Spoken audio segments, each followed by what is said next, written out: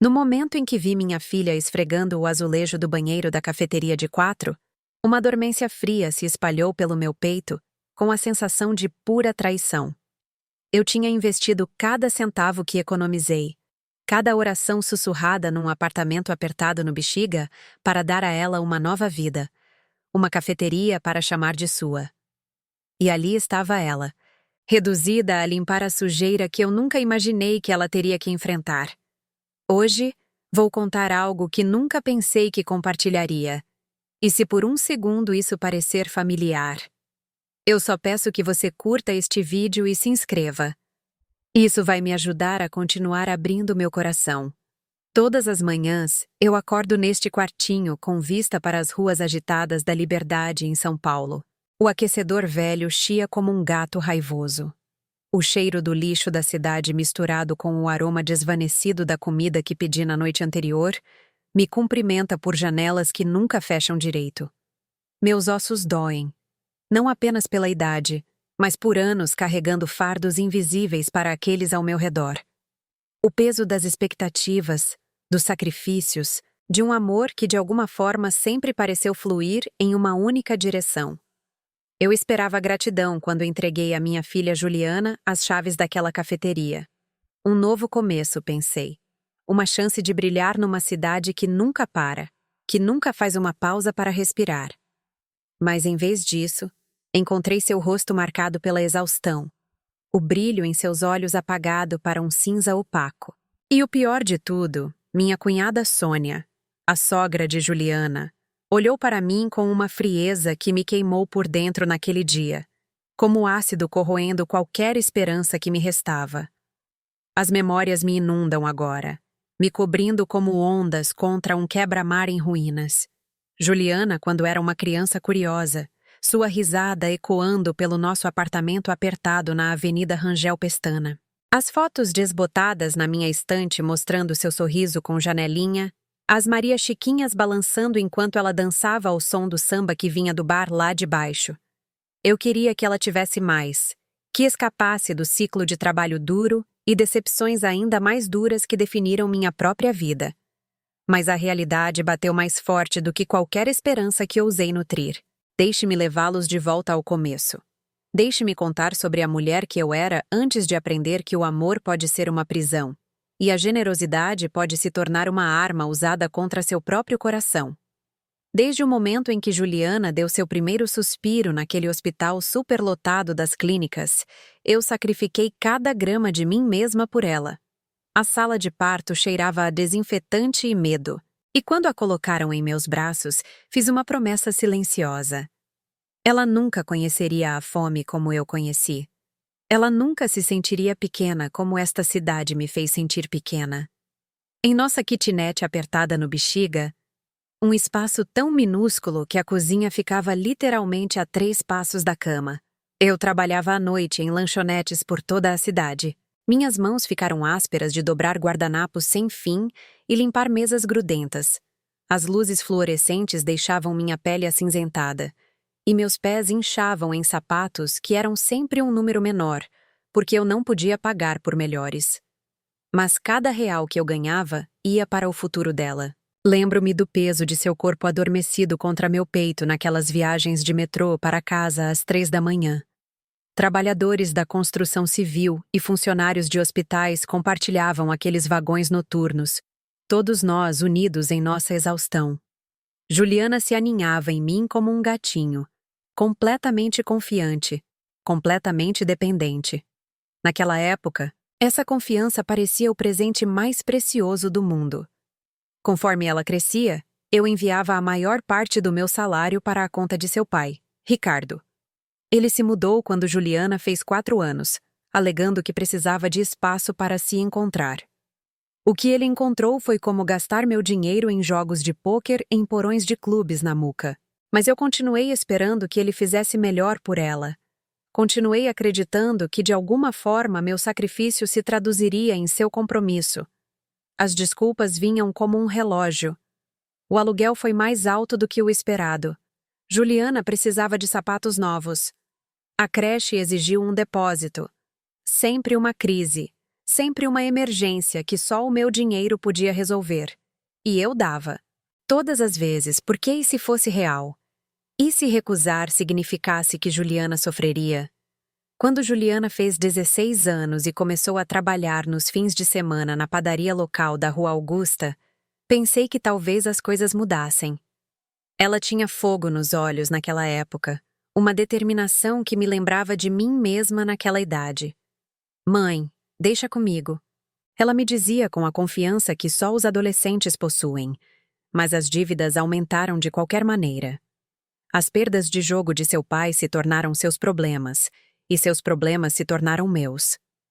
Num inverno, Juliana tinha 22 anos na época, dei a ela toda a minha poupança. R$ 100.000 que juntei de 15 anos de turnos noturnos e faxinas de fim de semana. Era para ser a entrada de um apartamento modesto em Pinheiros, um lugar onde ela pudesse construir uma vida independente do caos de seu pai. Entreguei a ela o envelope do banco como se estivesse lhe passando um diploma. Tão orgulhosa do que tínhamos conquistado juntas. Esses fundos desapareceram em 6 meses. Despesas do negócio. Ela explicou quando finalmente criei coragem para perguntar. Seus olhos não encontravam os meus do outro lado da mesa da cozinha. Ela cutucava a borda de um jogo americano que eu tinha desde que ela estava no primário. O plástico descascando como pele queimada de sol. Que negócio? Insisti gentilmente, tentando não soar acusadora. É complicado, mãe. Você não entenderia. O silêncio que se seguiu foi mais frio do que qualquer inverno em São Paulo. Ouvi um tom de manipulação em suas palavras, afiado como uma lâmina. Eu estava sendo usada? O pensamento entrou em minha mente como fumaça por debaixo de uma porta, e uma vez que estava lá, eu não conseguia mais ignorá-lo. As ligações noturnas que não eram atendidas começaram então. Promessas vazias foram substituídas por indiferença. Te ligo depois. Tornou-se uma frase sem significado. Palavras que pairavam no ar como fumaça de um cigarro que ninguém estava fumando. Tudo isso se apertou em volta do meu coração até que respirar se tornou difícil. Comecei a reconhecer o padrão. Juliana desaparecia por semanas. Depois aparecia na minha porta com histórias de dificuldades que exigiam resgate financeiro imediato. Cada crise era única, mas a fórmula era sempre a mesma. Desespero, urgência e meu dinheiro como única solução. Mas eu continuei dando porque a alternativa, perdê-la completamente, parecia a própria morte. Você já amou alguém tanto que esqueceu de amar a si mesmo? Você já deu tanto de sua alma que um dia se olhou no espelho e não reconheceu o estranho que te encarava? Aniversários passaram sem comemoração. Meu 60º aniversário veio e se foi sem nem mesmo uma mensagem de texto. Quando desenvolvi uma tosse persistente que me manteve acordada por semanas, liguei para Juliana pedindo um conselho. Estou ocupada, disse ela, e pude ouvir o trânsito ao fundo, risadas que não me incluíam. A linha ficou muda, me deixando segurando um telefone que de repente parecia mais pesado que concreto. Durante suas raras visitas, ela me dispensava com um suspiro antes que eu pudesse terminar uma frase. Ela se virava para atender aos caprichos de seu namorado Leandro, buscando cerveja para ele, ajustando o volume da TV, rindo de piadas que não eram engraçadas. Tornei-me um móvel na minha própria casa, um ruído de fundo em conversas que costumavam girar em torno de nós. E então veio o choque. Era uma terça-feira de março, a chuva batendo nas minhas janelas como dedos impacientes.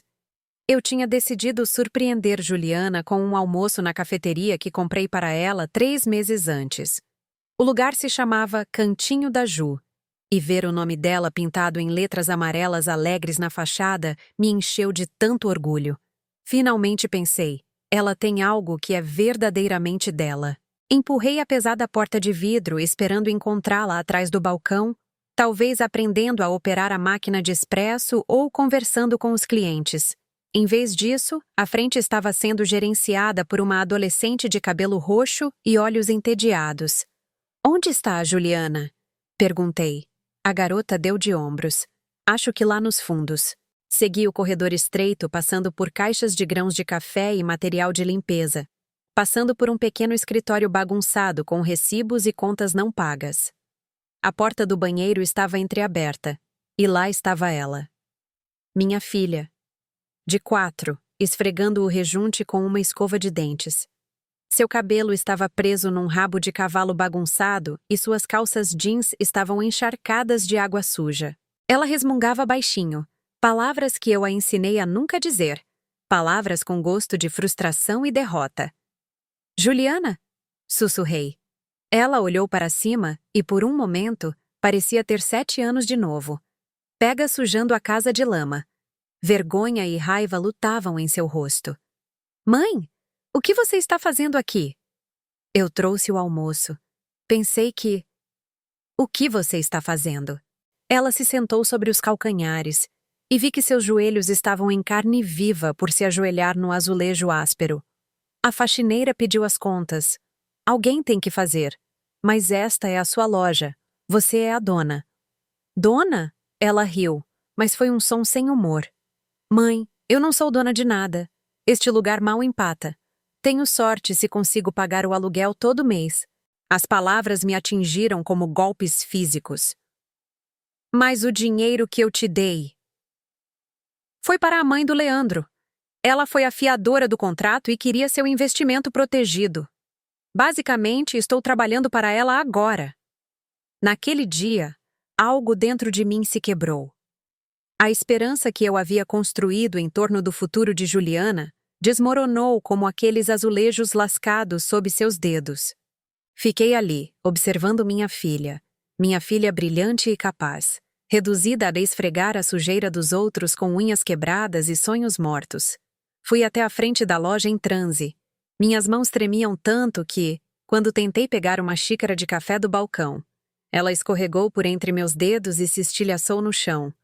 O som ecoou pelo espaço vazio como um tiro. Lágrimas escorriam pelo meu rosto, mas a funcionária adolescente nem sequer ergueu os olhos do celular. Eu era invisível de novo, um fantasma assombrando a vida que tentei tanto construir. Naquela noite, sentei-me em meu apartamento olhando para álbuns de fotos que não abria há anos. Fotos da formatura de Juliana, seu primeiro emprego, aniversários que comemoramos juntas. Em cada imagem, eu parecia cansada. Mesmo naquela época, mesmo quando pensava que estava feliz, a exaustão estava gravada nas linhas ao redor dos meus olhos. Pela primeira vez em décadas, eu realmente pensei em dizer não.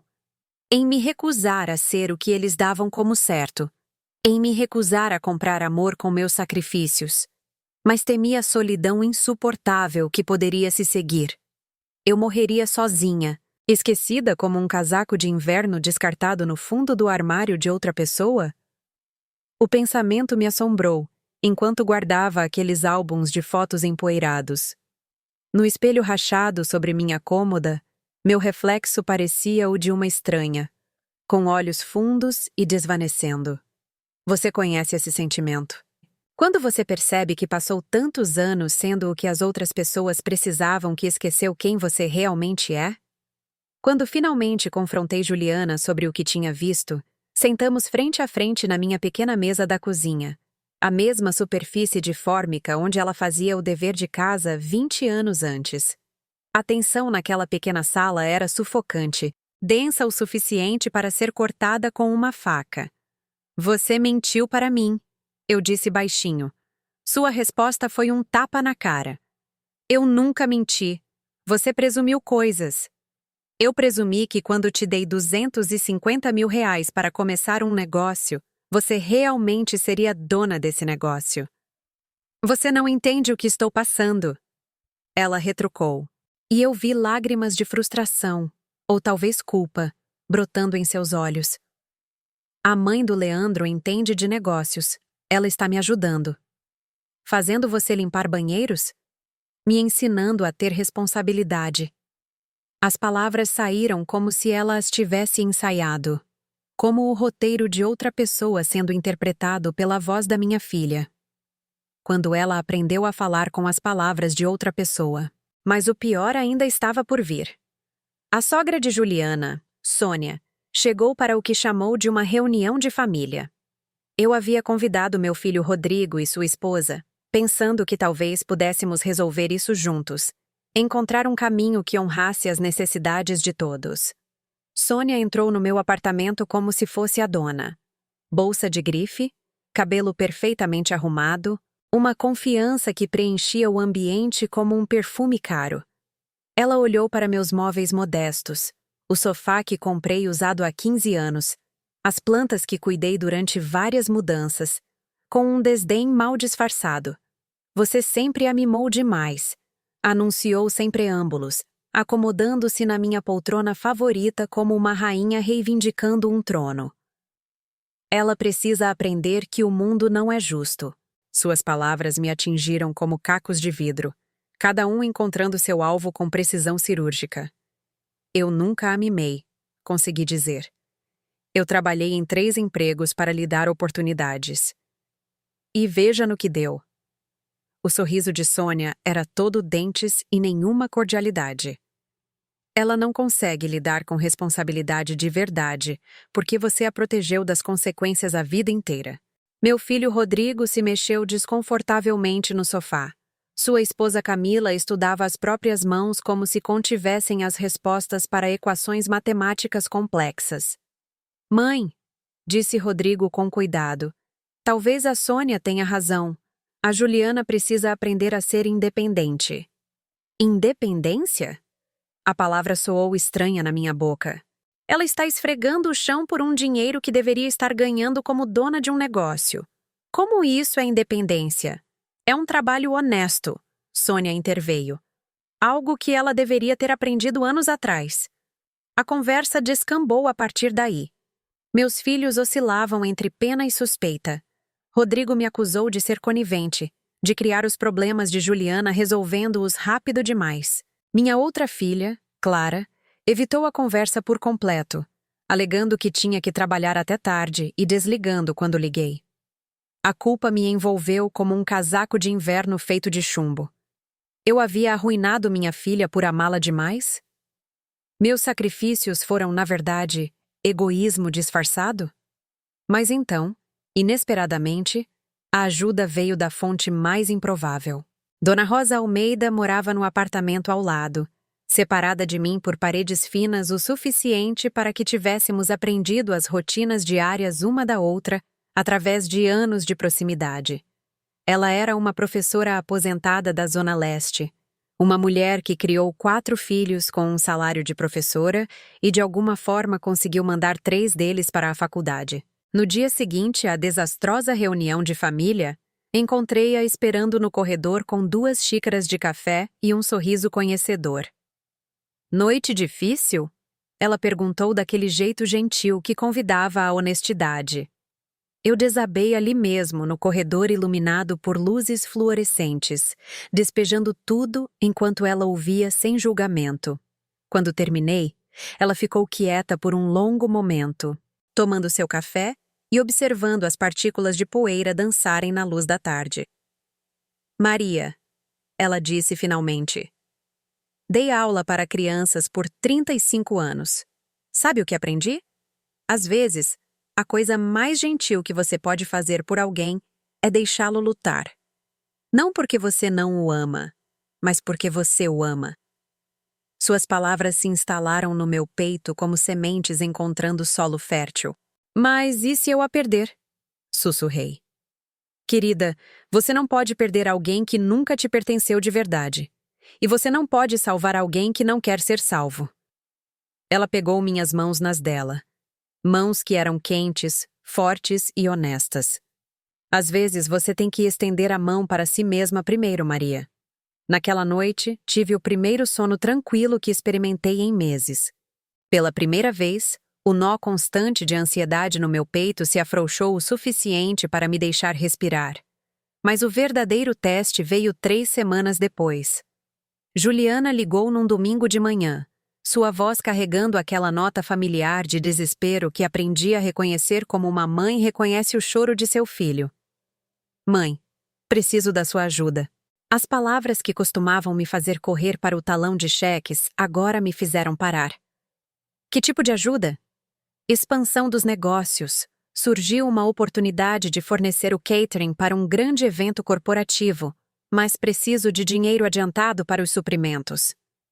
Me vi fazendo perguntas que nunca havia feito antes. Quanto dinheiro? Qual é o prazo? O que acontece se o evento for cancelado? Mãe, você confia em mim ou não? Aí estava, a manipulação disfarçada de sentimentos feridos, a chantagem emocional envolta na linguagem da decepção. Quantas vezes eu havia caído nesse mesmo roteiro? Eu confio em você, eu disse com cuidado, mas não vou te dar dinheiro. O silêncio se estendeu por tanto tempo que pensei que a ligação tinha caído. O que você disse? Eu disse não, Juliana. Não vou te dar dinheiro para isso nem para mais nada. A palavra tinha um gosto amargo, como um remédio que curaria, mas doeria ao descer. Foi a primeira vez em anos que a recusei. A primeira manhã em que não acordei esperando uma gratidão que nunca veio.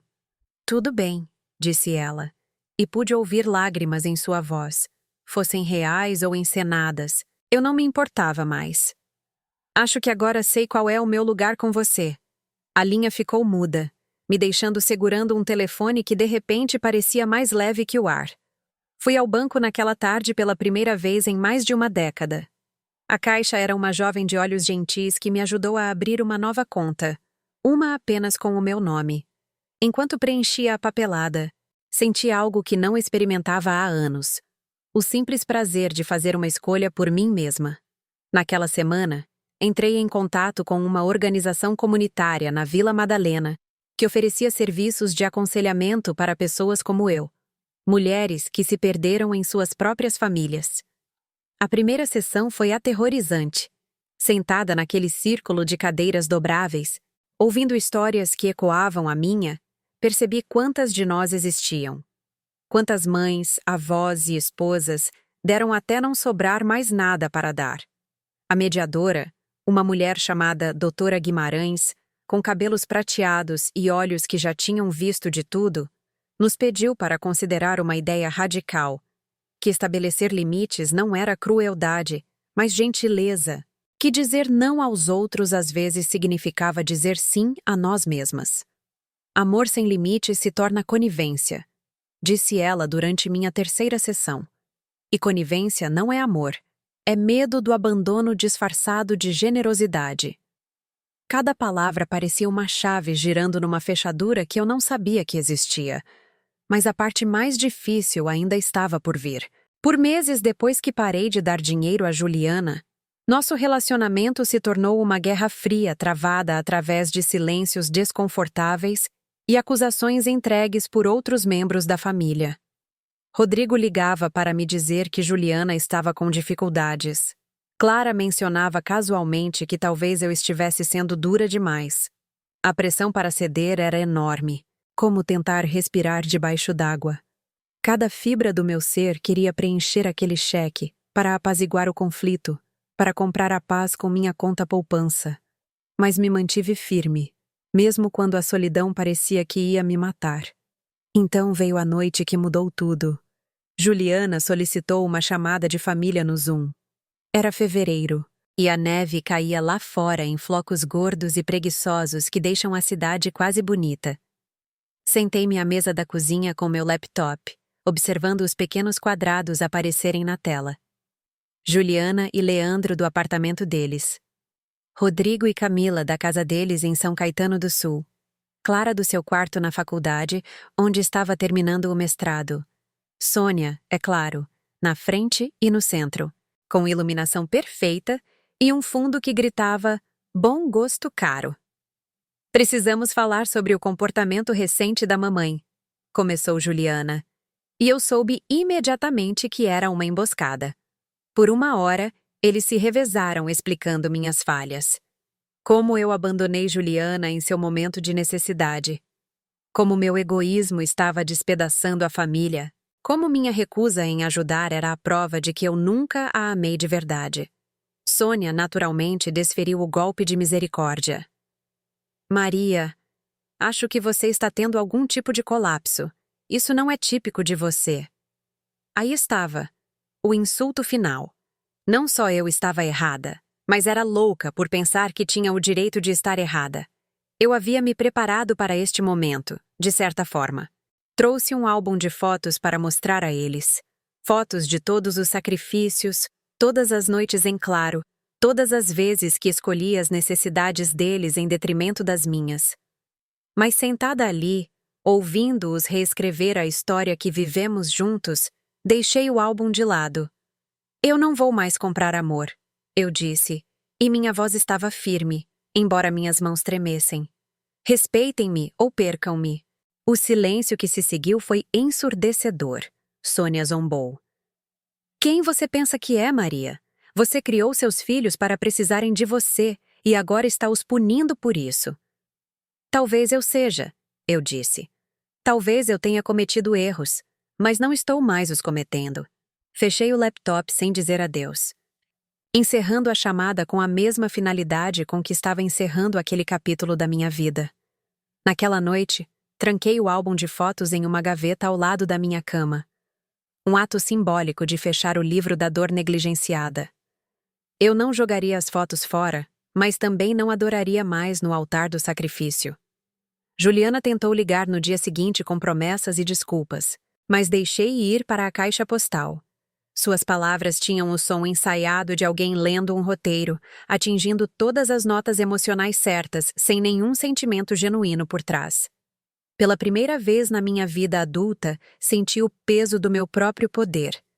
O poder de escolher, o poder de dizer não, o poder de importar na minha própria história. Mas quando pensei que a tempestade havia passado, a vida me jogou uma última bola curva. Cerca de 1 mês após o confronto na chamada de Zoom, Dona Rosa bateu na minha porta com o rosto carregado de preocupação. Maria, você está bem? Tenho ouvido coisas terríveis sobre você pela vizinhança. Meu sangue gelou. Que tipo de coisas? Alguém andava espalhando boatos. Histórias sobre como eu era uma mãe manipuladora tentando controlar meus filhos adultos através de abuso financeiro. Como eu ameacei cortar a herança de Juliana, a menos que ela limpasse meu apartamento toda semana. Como eu estava ficando instável na velhice, possivelmente desenvolvendo demência. As mentiras eram tão elaboradas, tão específicas, que soavam como verdade para pessoas que não me conheciam bem. No mercadinho onde fiz compras por 15 anos, o dono me olhou com uma nova desconfiança. A mulher que trabalhava na lavanderia começou a evitar conversa. Eu me senti como se estivesse me afogando na ficção dos outros sobre a minha vida. A parte mais cruel foi descobrir que Juliana sabia dos boatos e não me defendeu. Quando a confrontei por telefone, ela me enviou o que era claramente um vídeo de desculpas falso no dia seguinte. Encenado e frio, gravado com iluminação perfeita e maquiagem cuidadosa, negando suas próprias lutas e me pintando como uma mãe autoritária que não conseguia deixar seus filhos adultos viverem suas vidas. Minha mãe tem passado por algumas mudanças ultimamente, disse ela para a câmera com uma tristeza ensaiada. Acho que ela está tendo dificuldade em se adaptar à minha independência. Eu a amo, mas não posso deixá-la controlar minha vida. O vídeo foi postado no Facebook com comentários de pessoas que eu nem conhecia, parentes da família de Leandro, estranhos que se sentiam qualificados para julgar minha maternidade com base em uma performance de 3 minutos. Doeu como levar um tapa em público, como ter sua vergonha mais privada exposta para entretenimento. Mas aqui está a coisa estranha. Mesmo enquanto a dor me queimava como ácido, eu permaneci quieta. Silenciosa, mas inabalável. A dor estava lá, aguda e real, mas não me governava mais. Percebi que não se tratava mais de provar meu valor para eles. Tratava-se de como eu me via. E, pela primeira vez em décadas, eu estava começando a gostar da mulher que me olhava de volta no espelho. Você sabe como é a verdadeira força? Não é revidar. Não é provar que você está certo. É sentar-se silenciosamente na verdade de quem você é, enquanto outras pessoas criam contos de fadas sobre sua vida. A transformação não aconteceu da noite para o dia. Por semanas após a postagem do vídeo, lutei contra o desejo de me defender, de contar o meu lado da história, de fazer as pessoas entenderem. Mas Dona Rosa sábia como sempre, me parou. Querida, você não precisa convencer ninguém do seu valor. As pessoas que importam já sabem. As pessoas que não sabem não importam. Então, em vez de lutar, comecei a construir. Matriculei-me numa aula de cerâmica no Centro Cultural da Liberdade. Nas noites de terça e quinta-feira, eu me sentava a um torno com argila entre os dedos, aprendendo a moldar algo bonito a partir da terra crua. A instrutora, uma mulher chamada Beatriz com os dedos manchados de tinta e uma risada contagiante, nos ensinou que a habilidade mais importante na cerâmica não é a técnica, é a paciência. Você não pode forçar a argila, disse ela durante minha segunda aula. Você tem que trabalhar com ela, respeitar o que ela quer se tornar. A metáfora não passou despercebida. Minhas mãos, ásperas por anos de trabalho, encontraram um novo propósito em moldar tigelas, canecas e pequenas estatuetas. A argila não se importava com minha idade, meus erros ou os boatos que se espalhavam pela minha vizinhança. Só se importava com a pressão dos meus dedos e a firmeza da minha intenção. Dei minha primeira caneca bem-sucedida para Dona Rosa. Estava torta e a alça era um pouco pequena demais, mas ela a recebeu como se fosse feita de metais preciosos. Isso é lindo, Maria, disse ela, aninhando-a como um passarinho. E, pela primeira vez em anos, acreditei que podia criar coisas bonitas. A aula de cerâmica se tornou meu santuário, mas foi apenas o começo. Redecorei meu pequeno apartamento, começando pela sala que parecia a mesma há 15 anos. Flores frescas do mercado da esquina.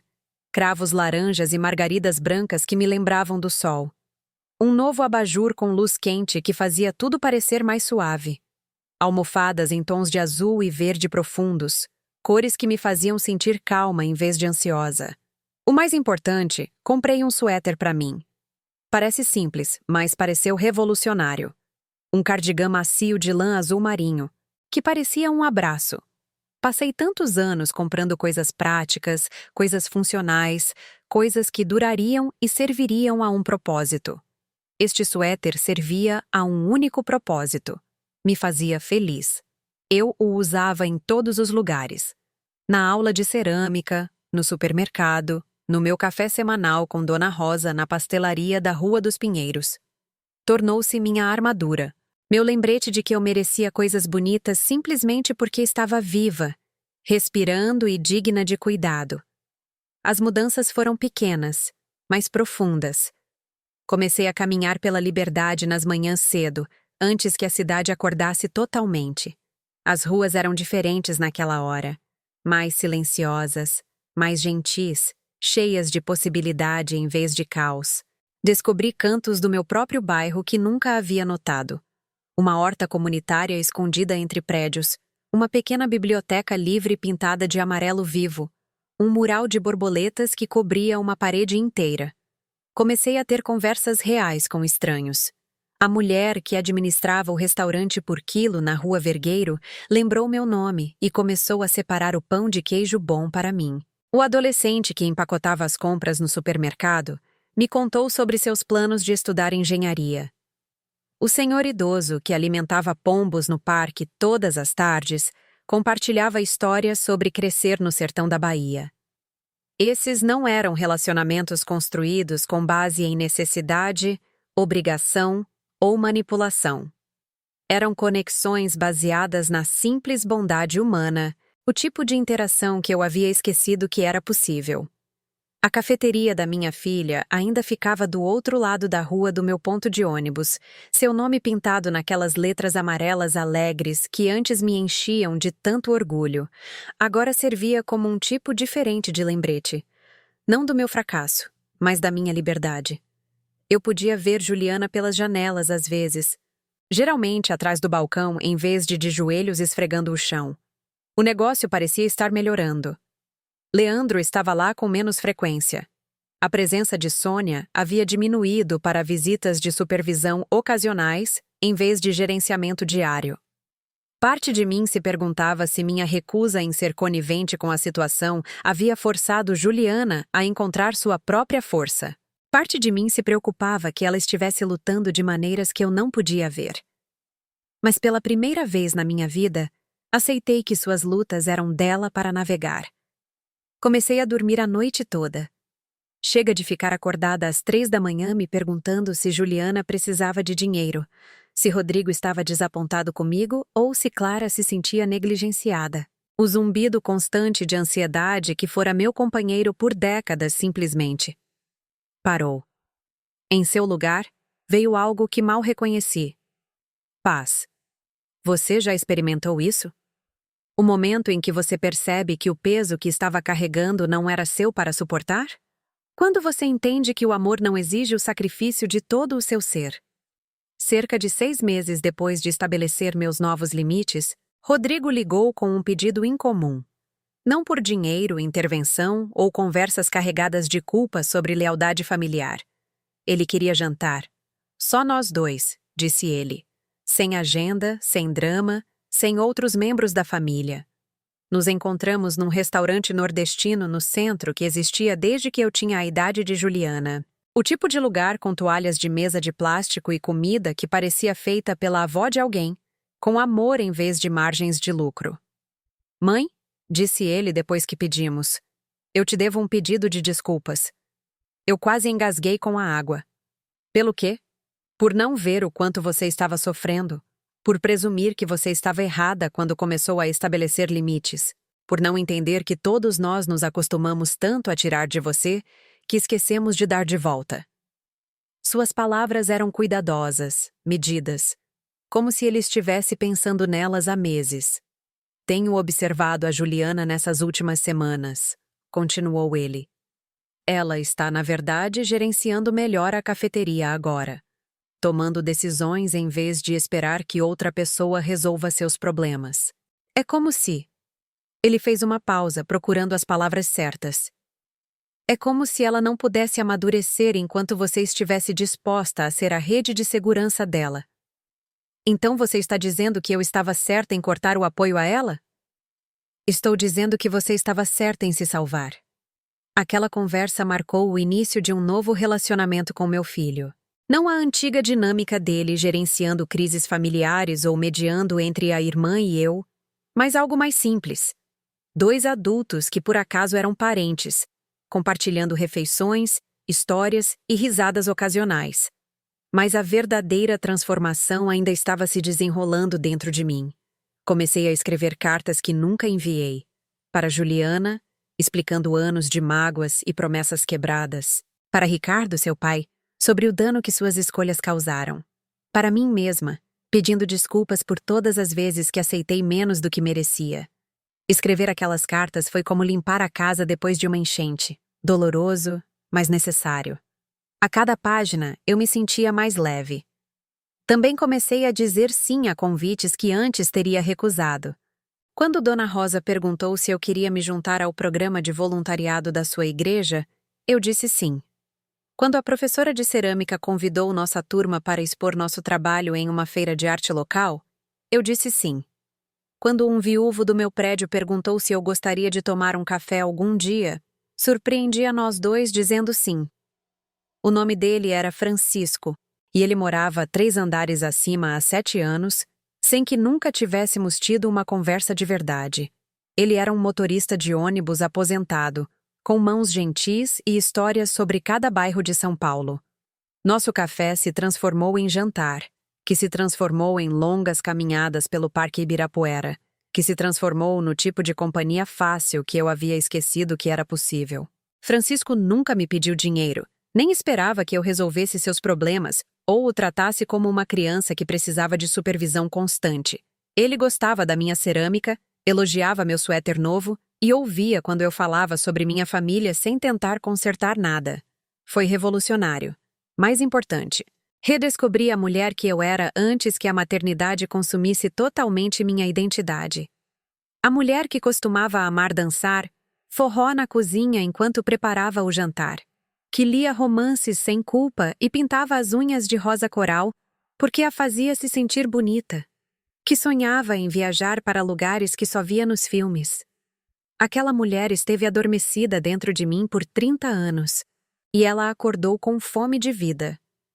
Mas isso não é um conto de fadas. A vida real não se amarra em laços perfeitos, e as famílias nem sempre se curam só porque uma pessoa decide se tornar saudável. Clara acabou entrando em contato, timidamente a princípio, depois com crescente calor. Ela era a mais parecida comigo, disse ela, a que agradava as pessoas, a pacificadora, aquela que tentava consertar os problemas de todo mundo. Observar minha transformação deu a ela permissão para examinar sua própria vida, sua própria tendência a desaparecer nas necessidades dos outros.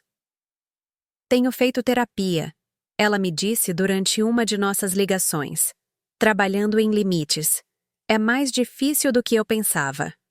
A parte mais difícil não é aprender a dizer não, eu disse a ela. A parte mais difícil é acreditar que você tem o direito de dizê-lo. Começamos a ter chamadas semanais, só nós duas. Não sobre Juliana ou Rodrigo ou drama familiar, mas sobre livros que estávamos lendo, filmes que gostamos e planos para o futuro. Ela estava pensando em fazer pós-graduação, talvez uma mudança de carreira que a fizesse feliz em vez de apenas pagar as contas. Juliana permaneceu um ponto de interrogação.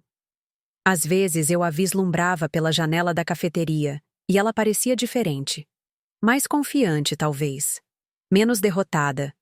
Mas não nos falávamos diretamente desde o vídeo de desculpas falso, e nenhuma de nós parecia disposta a dar o primeiro passo para a reconciliação. Tudo bem. Aprendi que o amor nem sempre exige proximidade, e o perdão nem sempre exige relacionamento. A influência de Sônia parecia diminuir à medida que Juliana se tornava mais independente. Ouvi pela rede de fofocas da vizinhança, o mesmo sistema que espalhou aqueles boatos cruéis, que Leandro estava trabalhando mais, contribuindo para a casa em vez de apenas consumir dela. Talvez a crise tenha forçado todos a amadurecer um pouco. Ou talvez eu estivesse apenas vendo com mais clareza, porque não estava mais olhando através das lentes da ansiedade e do desespero. Um ano inteiro se passou desde que eu disse não ao pedido de dinheiro de Juliana. O aniversário me pegou de surpresa. Não porque eu tivesse esquecido, mas porque parei de contar os dias desde minha libertação. Eu estava sentada perto da minha janela em uma noite de domingo, observando o pôr do sol pintar o horizonte de São Paulo em tons de dourado e rosa. A mesma vista que olhei por 15 anos, mas de alguma forma parecia diferente agora. Mais bonita, mais cheia de possibilidades. No meu colo estava uma caneca que fiz na aula de cerâmica, cheia de um café que tinha gosto de luxo porque comprei a marca Cara Sem Culpa. Na mesa ao meu lado havia cartas de Clara, fotos da minha recente viagem a Campos do Jordão com Francisco e uma peça de cerâmica da qual eu estava particularmente orgulhosa. Uma pequena escultura de um pássaro com as asas abertas. A escultura não era perfeita.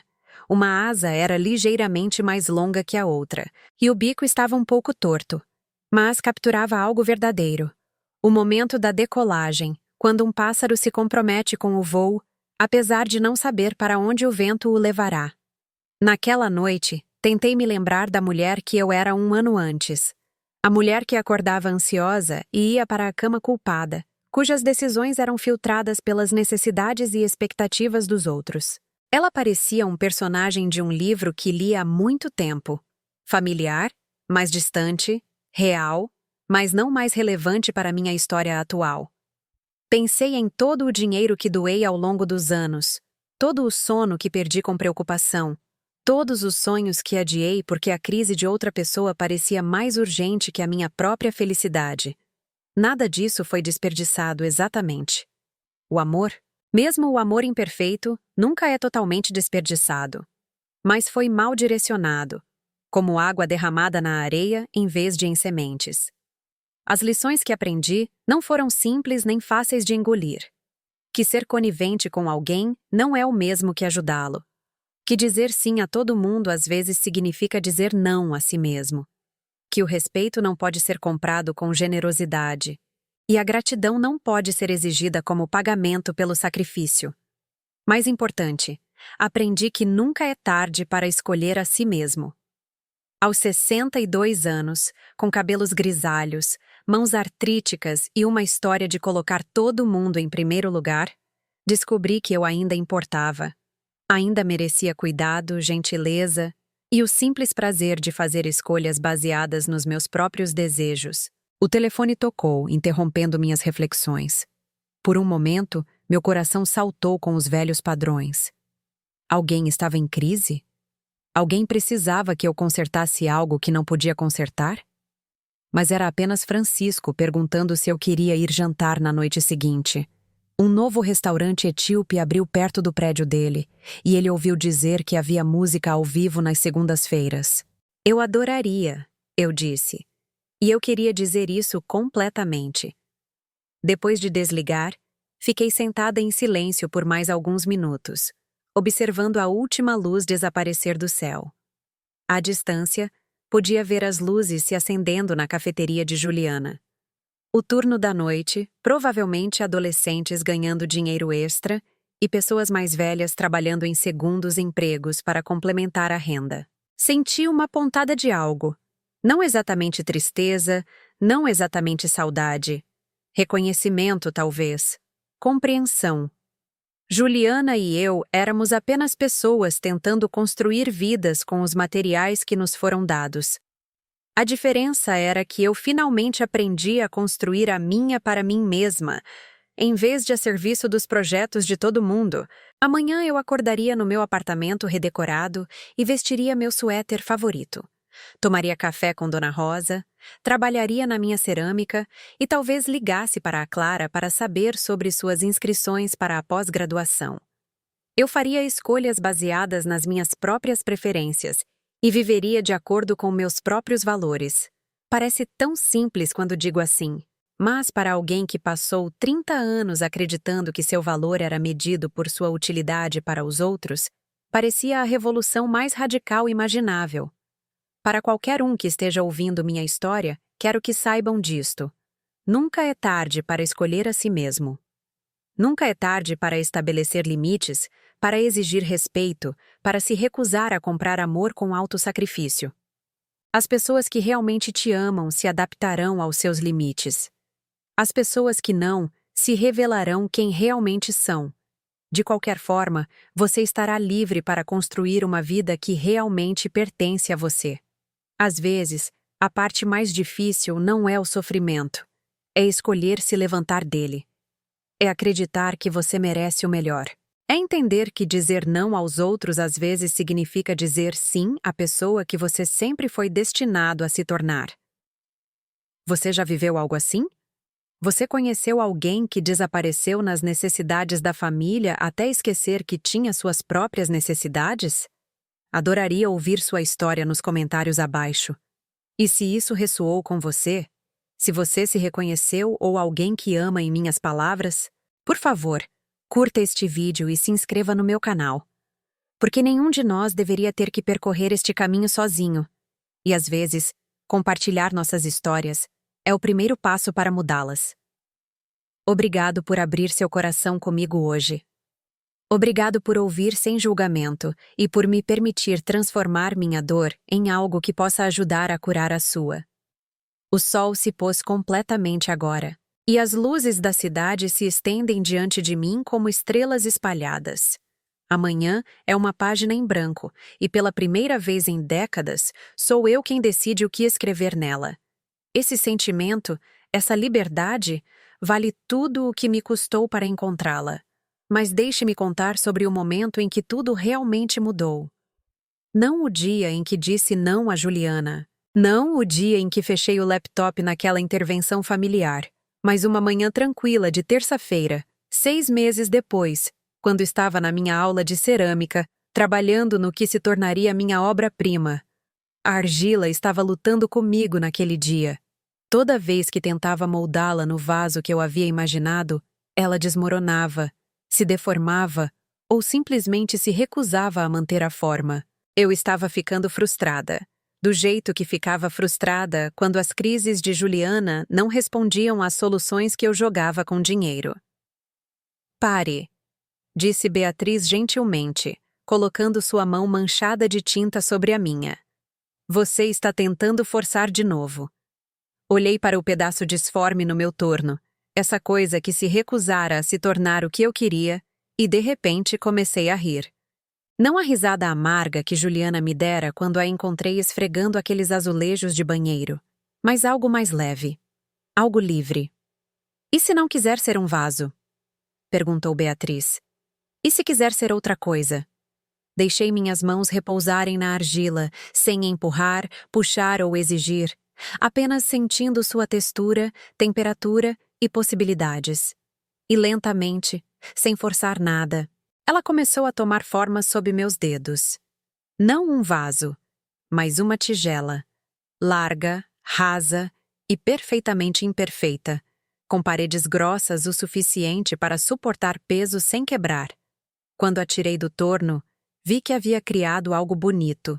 Não apesar da resistência da argila, mas porque aprendi a trabalhar com ela em vez de contra ela. Essa tigela fica na minha mesa da cozinha agora, cheia de frutas da feira que visito todo sábado. Maçãs, peras e laranjas que compro simplesmente porque parecem bonitas, não porque são práticas, estão em promoção ou são necessárias para as necessidades de outra pessoa. Mas a verdadeira transformação estava acontecendo em outras partes da minha vida também. O trabalho voluntário na igreja de Dona Rosa me apresentou a mulheres que viveram versões da minha história. Mães que deram seus últimos reais a filhos que nunca disseram obrigado. Esposas que trabalharam em 3 empregos enquanto seus maridos perseguiam sonhos que nunca se materializaram. Avós que criaram os filhos de seus filhos apenas para serem esquecidas quando a crise passou. Formamos um grupo de apoio não oficial que se reunia nas noites de quinta-feira no porão da igreja. Nos chamávamos de As Mães Esquecidas. O nome foi sugestão de Clara durante uma de nossas ligações semanais. Ela vinha acompanhando minha jornada com o tipo de atenção que nunca deu aos meus sacrifícios. Mãe, disse ela, você não está mais esquecida. Você está se lembrando de si mesma. O grupo começou com 5 mulheres e cresceu para 15, depois 20. Mulheres de todas as idades, embora a maioria de nós tivesse mais de 50 anos. Passamos décadas acreditando que nosso valor residia em nossa utilidade, que o amor era algo que tínhamos que ganhar através de serviço e sacrifício. Naquele porão, cercadas por cadeiras dobráveis, o cheiro fraco de café e o tipo de iluminação fluorescente que faz todo mundo parecer cansado, aprendemos a nos ver de forma diferente. A reconhecer que não estávamos apoiando nossas famílias desaparecendo em suas necessidades, estávamos permitindo que elas nunca aprendessem a precisar de si mesmas. Maria Helena, uma mulher de 70 e poucos anos que criou 9 filhos e incontáveis netos, nos contou sobre o dia em que parou de cozinhar o jantar para seu filho de 40 anos que ainda morava em seu porão. Ele disse que eu estava sendo cruel. Ela riu, ajustando o lenço vermelho vivo que usava toda quinta-feira. Cruel, por esperar que um homem adulto se alimente. Carmen, uma Carmen diferente, não a sogra de Juliana. Mais uma mulher gentil que passou 40 anos casada com um alcoólatra, compartilhou como finalmente trocou as fechaduras depois que seu marido desapareceu por 2 semanas em uma maratona de jogos. Eu continuei pensando que ele voltaria grato, disse ela baixinho. Mas pessoas gratas não continuam tirando, elas param de precisar tirar. Cada história era diferente, mas o padrão era o mesmo. Todas nós confundimos amor com resgate, apoio com conivência, lealdade familiar com autoanulação. A doutora Guimarães, a terapeuta que me ajudou a entender os limites, começou a frequentar nossas reuniões. Não como profissional, disse ela, mas como uma mulher que aprendeu essas lições da maneira mais difícil também. Ela trouxe livros, artigos e pesquisas que validavam o que descobrimos através de experiências dolorosas, que relacionamentos saudáveis exigem 2 pessoas inteiras, não uma pessoa e sua sombra. Codependência não é amor, explicou ela durante uma reunião particularmente emocionante. É o medo do abandono disfarçado de generosidade. O amor verdadeiro exige coragem, a coragem de deixar as pessoas lutarem, de deixá-las fracassar de deixá-las descobrir sua própria força. Comecei a compartilhar minha história nessas reuniões, não a versão editada que contei a mim mesma por anos, mas toda a verdade. O dinheiro que dei a Juliana enquanto comia arroz com feijão por semanas. As noites em que trabalhei em turnos duplos para que ela pudesse largar empregos que estavam abaixo de seu potencial. Os aniversários e feriados que comemorei sozinha enquanto ela estava muito ocupada com crises para ligar. Dizer essas palavras em voz alta, na presença de mulheres que entendiam, parecia realizar uma cirurgia em meu próprio coração. Doloroso, mas necessário. Curador. Numa noite de quinta-feira, no final do outono, uma nova mulher se juntou ao nosso círculo.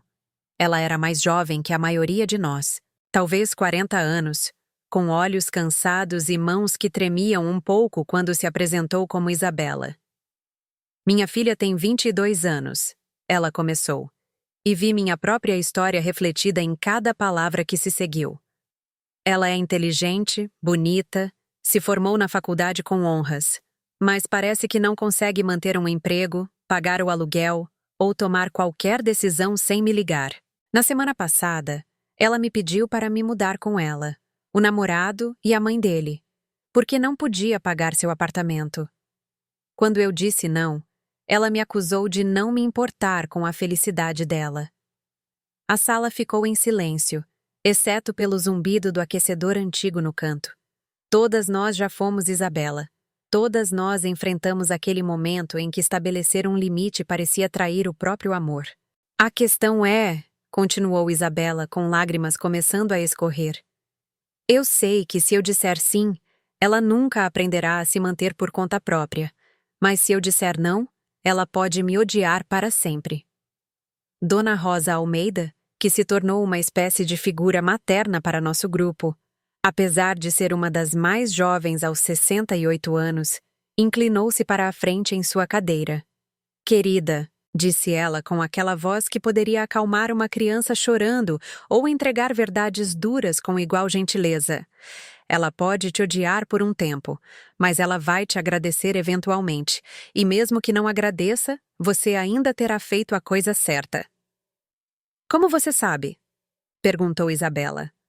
Por quê? Disse Rosa, olhando ao redor do círculo para todas nós. Às vezes, o maior presente que você pode dar a alguém é a chance de se tornar quem ele está destinado a ser. E eles não podem fazer isso enquanto você estiver disposta a ser quem eles se sentem confortáveis que você seja.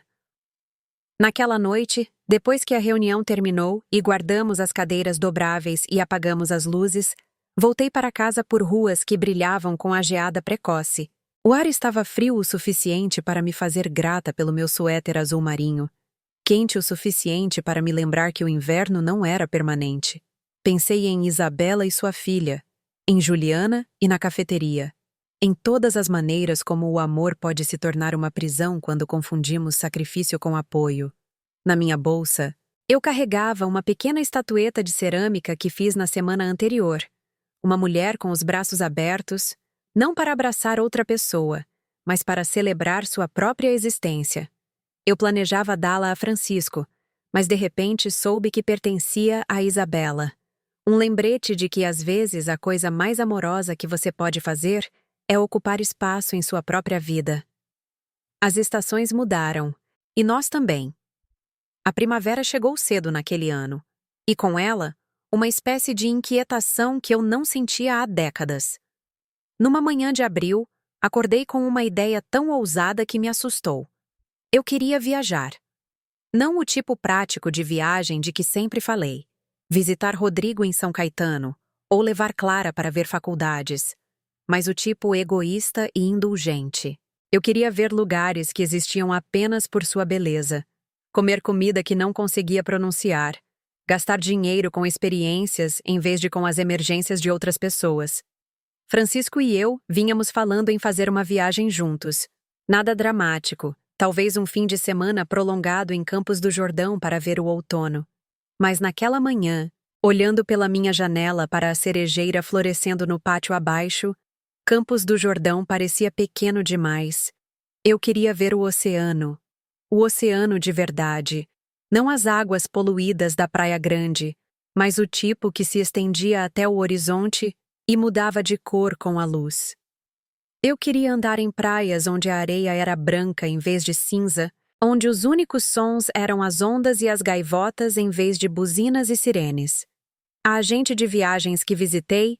Sim, fui a uma agência de viagens de verdade, não porque não soubesse usar a internet, mas porque queria contar a uma pessoa real sobre meus sonhos. Pareceu surpresa quando eu disse que queria ir sozinha. Tem certeza? Ela perguntou, seus dedos pairando sobre o teclado. Temos ótimas ofertas em pacotes para casais. Tenho certeza, eu disse. E eu tinha. Francisco era maravilhoso. But this trip belonged to me alone. This was about claiming space in the world, not sharing it. 3 semanas depois, eu estava sentada em uma praia em Salvador, na Bahia, observando o sol mergulhar em uma água tão azul que parecia artificial. Eu nunca tinha estado na Bahia antes, apesar de ter ascendência nordestina. Minha avó costumava contar histórias sobre a cidade onde cresceu, descrevendo flores que desabrochavam o ano todo e música que saía de cada porta. Eu havia reservado um pequeno hotel no Pelourinho, o tipo de lugar que atendia a viajantes solo, aposentados e pessoas que queriam desaparecer em suas próprias vidas por um tempo. Meu quarto era minúsculo, mas limpo, com uma varanda que dava para ruas de paralelepípedos e prédios pintados em cores que me faziam pensar em felicidade. Por 5 dias, não tive agenda, nem obrigações, nem as necessidades de mais ninguém para considerar. Tomei café da manhã na cama enquanto lia romances que comprei no aeroporto. Passei horas vagando por galerias de arte e mercados, comprando coisas simplesmente porque me agradavam. Um prato de cerâmica pintado à mão, uma pulseira de prata, um livro de poesia que mal conseguia entender, mas amei de qualquer maneira. No meu 3º dia, fiz um passeio para a Chapada Diamantina. A guia era uma mulher da minha idade chamada Carmen. Sim, outra Carmen. Mas esta tinha olhos gentis e uma risada que me lembrava minha avó. Ela contou histórias sobre a história da região, apontou pássaros que eu nunca tinha visto e me fez sentir como uma exploradora em vez de uma turista. Você é de São Paulo? Ela perguntou durante nosso almoço, quando mencionei ter crescido no Bexiga. Sim, mas minha avó veio do sertão. Nunca estive aqui antes. Ah, disse ela, balançando a cabeça como se isso explicasse tudo. Você está voltando para casa. A frase ficou comigo enquanto caminhávamos por trilhas ladeadas de samambaias e flores, enquanto ficávamos sob cachoeiras que pareciam bênçãos, enquanto ouvíamos os sons de uma floresta que crescia há séculos antes de eu nascer, e continuaria muito depois que eu me fosse. Voltando para casa. Não para um lugar necessariamente, mas para mim mesma. Para a parte de mim que fora enterrada sob décadas de necessidades e expectativas de outras pessoas. A parte que sabia sentir admiração, que sabia estar presente em um momento sem tentar consertar, melhorar ou sacrificá-lo por outra pessoa. Naquela noite, liguei para a Clara da varanda do meu hotel. Era tarde em São Paulo, mas ela ainda estava acordada, trabalhando em sua tese. Mãe, está tudo bem. Está tudo perfeito, eu disse, e eu queria dizer isso. Estou sentada em uma varanda em Salvador, observando as pessoas dançarem samba na rua abaixo. A música é linda, e eu só queria compartilhar com você. Levei o telefone para cima para que ela pudesse ouvir as guitarras e vozes que vinham da praça. Quando o trouxe de volta ao meu ouvido, ela ficou quieta por um momento. Mãe, disse ela finalmente, você parece diferente, feliz. Estou feliz. Pela primeira vez em anos, estou exatamente onde quero estar, fazendo exatamente o que quero fazer. E a Juliana? O Rodrigo? Não sente nossa falta? Eu sinto sua falta, eu disse com cuidado. Mas não sinto falta de me preocupar com vocês. Não sinto falta de me sentir responsável pela felicidade de vocês. Sinto falta das partes de vocês que existem apenas por alegria. Não das partes que existem porque vocês precisam de algo de mim. Clara ficou quieta de novo, E me preocupei por ter dito demais. Mas então ela riu. Não de mim, mas com reconhecimento. Sabe de uma coisa? Acho que eu precisava ouvir isso. Tenho estado tão preocupada com as expectativas de todo mundo que esqueci que tenho permissão para decepcionar as pessoas. Você tem permissão para decepcionar as pessoas, confirmei. Na verdade, se você nunca decepciona ninguém, provavelmente não está vivendo sua própria vida.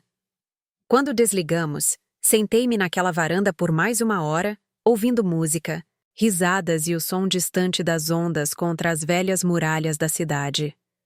Pensei em Juliana, trabalhando em sua cafeteria, e me perguntei se ela estava feliz. Realmente feliz.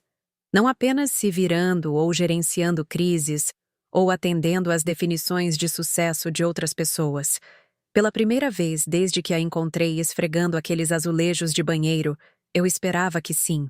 Não porque a felicidade dela validaria minhas escolhas ou provaria que eu estava certa em recuar, mas porque ela merecia descobrir quem era quando ninguém a estava resgatando de si mesma.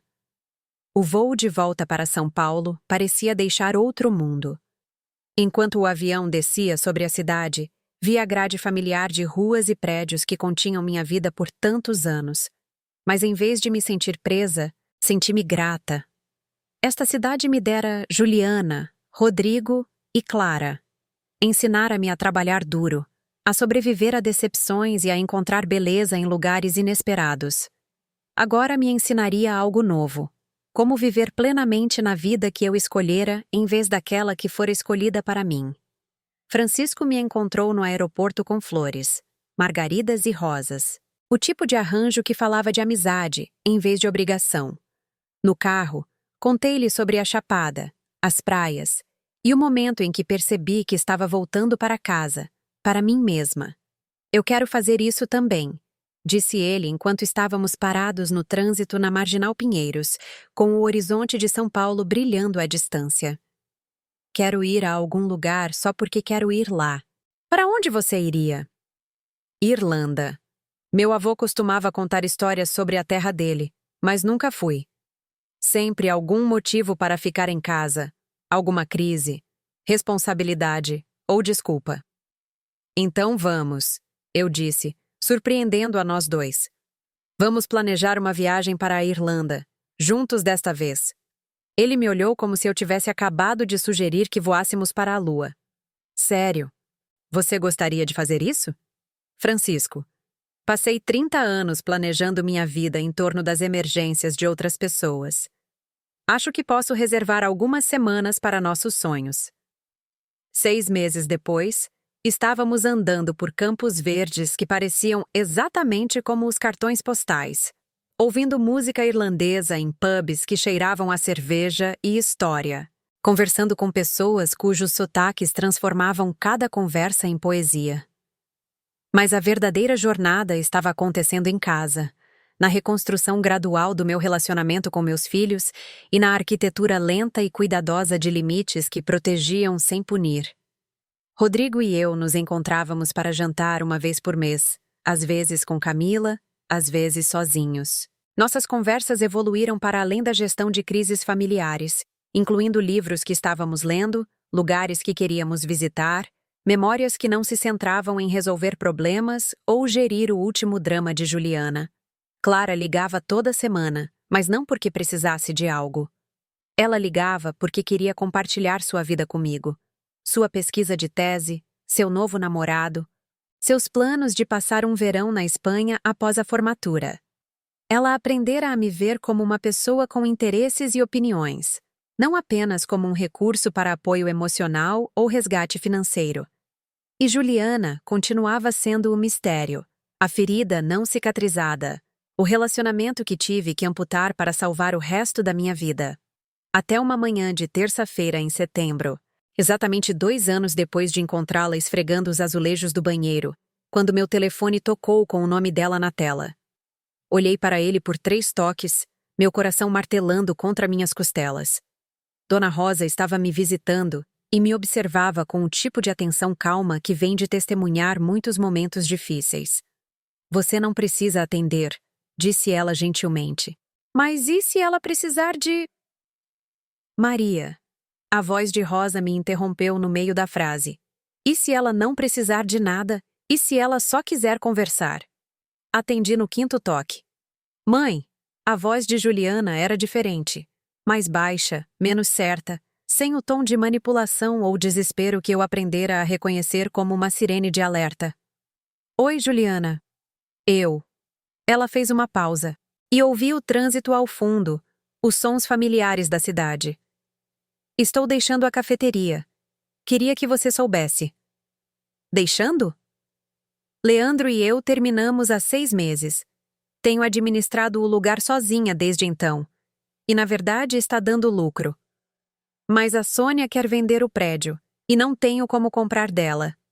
Senti o velho impulso familiar de perguntar de quanto dinheiro ela precisava, de oferecer soluções antes mesmo de entender o problema.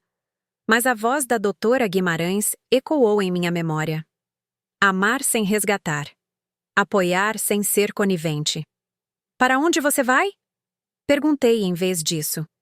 Consegui um emprego. Emprego de verdade, com benefícios e tudo. Assistente social, na verdade. Trabalhando com famílias em crise. Ela riu e soou genuíno pela primeira vez em anos. Acontece que todos aqueles anos gerenciando as emergências de todo mundo me qualificaram para alguma coisa. Isso é maravilhoso, Juliana. O silêncio se estendeu entre nós, preenchido com tudo o que não dissemos por 2 anos. Finalmente, ela falou novamente. Mãe, eu te devo um pedido de desculpas, um de verdade desta vez. Você não me deve. Sim, eu devo. Sua voz estava firme agora, mais estável. Eu me aproveitei do seu amor. Usei sua culpa e seu medo de me perder para manipulá-la a resolver problemas que eu deveria ter resolvido sozinha. E quando você finalmente disse não, tentei fazer de você a vilã em vez de assumir a responsabilidade por minhas próprias escolhas. Fechei os olhos, sentindo algo apertado no peito finalmente começar a se soltar. Tenho feito terapia, continuou Juliana. Terapia de verdade, não aconselhamento de crise. Aprendendo sobre limites, codependência e todas as maneiras como aprendi a ser desamparada porque era mais fácil do que ser responsável. Há quanto tempo? 1 ano. O término com o Leandro foi, na verdade, a melhor coisa que já me aconteceu. Forçou-me a descobrir quem eu era quando não estava sendo resgatada. Dona Rosa apertou minha mão, seus olhos brilhando com lágrimas que ela era educada demais para derramar. Eu quero te ver, disse Juliana. Mas só se você quiser me ver. E só se pudermos construir algo novo em vez de tentar consertar o que estava quebrado. Olhei pela minha janela para a cafeteria do outro lado da rua, para as letras amarelas que soletravam seu nome, para a vida que tentei comprar para ela e que, no final, nos ensinou a diferença entre ajudar e ser conivente. Eu gostaria disso, eu disse, mas preciso que você saiba de uma coisa primeiro. O quê? Eu sou diferente agora. Não serei mais sua rede de segurança e não vou me desculpar por ter necessidades, limites e uma vida que não gira em torno de suas crises. Eu sei, disse ela baixinho, e sou grata por isso. Eu não podia crescer enquanto você estivesse disposta a ser minha mãe em vez da minha mãezinha. Nos encontramos no sábado seguinte em um pequeno café, um terreno neutro que não pertencia a nenhum de nossos velhos padrões. Juliana parecia diferente, mais magra, mas não de estresse, confiante de uma forma que eu não via desde que ela era criança. Ela usava jeans e um suéter simples, sem maquiagem, cabelo preso em um rabo de cavalo que me lembrava da garotinha que costumava dançar na nossa sala. Conversamos por 3 horas. Não sobre dinheiro, crises ou quem machucou quem, mas sobre quem estávamos nos tornando. Ela me contou sobre seu novo emprego com adolescentes em abrigos, sobre o apartamento que encontrou e podia pagar com seu próprio salário, sobre o homem com quem estava saindo e que esperava que ela dividisse a conta do jantar e resolvesse seus próprios problemas. Eu contei a ela sobre a Bahia, a Irlanda, as aulas de cerâmica e o trabalho voluntário com as mães esquecidas, sobre Francisco Dona Rosa e o processo lento e cuidadoso de construir uma vida que me pertencia. Estou orgulhosa de você, disse ela enquanto nos preparávamos para sair. E as palavras carregavam um peso que nunca tiveram antes. Não o orgulho condescendente de uma filha agradando um pai, mas o reconhecimento real de um adulto, reconhecendo o crescimento de outro. Também estou orgulhosa de você, respondi. E eu queria dizer isso completamente. Nos abraçamos ao nos despedir, brevemente, cuidadosamente, como pessoas que estão aprendendo a se amar sem se consumir. Ela cheirava a café e perfume de baunilha, não ao desespero e derrota que a acompanharam por tanto tempo. Enquanto a observava caminhar em direção ao metrô, senti algo que não experimentava há décadas. Esperança. Não a esperança desesperada que me levou a preencher cheque após cheque e ignorar sinal de alerta após sinal de alerta, mas o tipo silencioso que aceita a incerteza como parte da paisagem do amor. Eu não podia prever que tipo de relacionamento Juliana e eu construiríamos juntas. Não podia garantir que velhos padrões não ressurgiriam ou que os limites não seriam testados. Mas, pela primeira vez desde que ela nasceu, eu não estava tentando controlar o resultado. Eu estava simplesmente disponível para qualquer relacionamento que pudéssemos criar como dois adultos que por acaso se amavam e finalmente aprenderam a diferença entre amor e necessidade. As estações viraram novamente, e a vida se estabeleceu em ritmos que eu nunca imaginei serem possíveis. Aulas de cerâmica às terças, e reuniões com as mães esquecidas às quintas. Viagens de fim de semana com Francisco a feiras de produtores e pequenas cidades do interior. Jantares mensais com Rodrigo e Camila, que começaram a pedir meu conselho sobre seu próprio relacionamento em vez de presumir que eu precisava de sua orientação sobre o meu. Juliana e eu desenvolvemos um padrão de nos encontrarmos a cada poucas semanas, às vezes com Clara, às vezes sozinhas. Éramos cautelosas uma com a outra, respeitosas com os limites que ambas aprendemos a construir. Ela nunca pedia dinheiro, e eu nunca oferecia conselhos não solicitados. Falávamos sobre livros, filmes e seu trabalho com crianças abrigadas. Às vezes, falávamos sobre o passado, mas como história, e não como munição. Clara se formou em seu mestrado naquela primavera e se mudou para Barcelona para uma bolsa de 1 ano. Antes de partir, ela passou um fim de semana comigo no meu pequeno apartamento, dormindo no sofá como quando era criança, mas conversando comigo como a adulta que se tornara. Mãe, disse ela na última manhã, enquanto tomávamos café e comíamos pães de uma padaria, preciso que você saiba de uma coisa. O que é? Ver você aprender a se escolher me deu permissão para fazer o mesmo. Eu costumava pensar que amar alguém significava desaparecer em suas necessidades. Você me ensinou que o amor verdadeiro exige 2 pessoas inteiras. Ela me entregou um pequeno pacote embrulhado. Dentro havia um porta-retratos de prata contendo uma fotografia de sua formatura. Não o retrato formal da família que tiramos, mas uma foto espontânea minha rindo de algo que Dona Rosa sussurrou durante a cerimônia. Essa é quem você realmente é, disse Clara. Essa é a mãe de quem me lembro de quando era pequena, antes de você esquecer como ser feliz. Guardei aquela foto na minha mesa de cabeceira, ao lado do pássaro de cerâmica com asas abertas, das cartas que Clara enviava da Espanha e de uma pequena concha que coletei daquela praia na Bahia. Estes se tornaram meus talismãs, lembretes da mulher que descobri sob décadas de expectativas alheias. A mulher que podia viajar sozinha, estabelecer limites e criar coisas bonitas com as mãos. A mulher que merecia amor sem ter que comprá-lo com alto sacrifício. Ao terminar de contar esta história, já se passaram 3 anos desde que eu disse não ao pedido de dinheiro de Juliana. 3 anos desde que descobri que a coisa mais radical que uma mulher como eu pode fazer é se recusar a desaparecer nas necessidades dos outros. Tenho 65 anos agora, com cabelos prateados que não pinto mais e linhas ao redor dos olhos que vêm do riso em vez da preocupação. Minha artrite me desacelera às vezes, mas não me impede de trabalhar com argila, caminhar por novas cidades ou dançar na minha cozinha quando Francisco não está lá para testemunhar meus péssimos passos de forró. Tenho uma vida que me serve, construída a partir de escolhas que honram quem eu sou, em vez de quem os outros precisam que eu seja.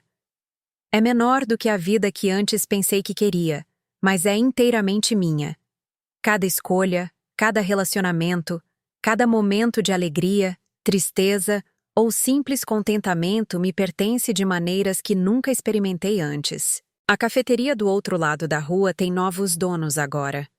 Um jovem casal de El Salvador, que faz o melhor café com leite da região e se lembra do meu nome quando peço.